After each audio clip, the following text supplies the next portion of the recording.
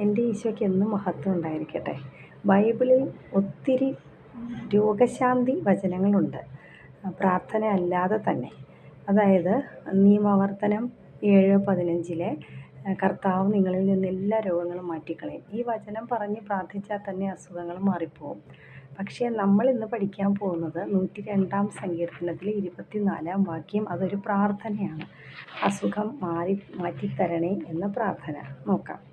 വത്സരങ്ങൾക്ക് അറുതിയില്ലാത്തവനായ എൻ്റെ ദൈവമേ, എൻ്റെ ആയുസ്സിൻ്റെ മധ്യത്തിൽ വെച്ച് എന്നെ എടുക്കരുത് എന്ന് ഞാൻ അങ്ങയോട് യാചിക്കുന്നു. ഇതാണ് വചനം. അപ്പോൾ ഈ വചനം പറഞ്ഞ് പ്രാർത്ഥിക്കുമ്പോൾ ഇത്തിരി നല്ല ബുദ്ധിമുട്ടാണ്, നല്ല രോഗ അവസ്ഥയിലാണെങ്കിൽ ഈ വചനം പറഞ്ഞ് നമ്മൾ പ്രാർത്ഥിച്ചാൽ തീർച്ചയായും ഈശോ ഹെസക്കിയായുടെ പ്രാർത്ഥന കേട്ട് ആയുസ് നീട്ടിയ ഈശോ നമ്മുടെ ആയുസ്സും നീട്ടിത്തരും. നമുക്ക് പ്രാർത്ഥിക്കാം. വത്സരങ്ങൾക്ക് അറുതിയില്ലാത്തവനായ എൻ്റെ ദൈവമേ, എൻ്റെ ആയുസ്സിൻ്റെ മധ്യത്തിൽ വെച്ച് എന്നെ എടുക്കരുതേ എന്ന് ഞാൻ യാചിക്കുന്നു. ആമേൻ.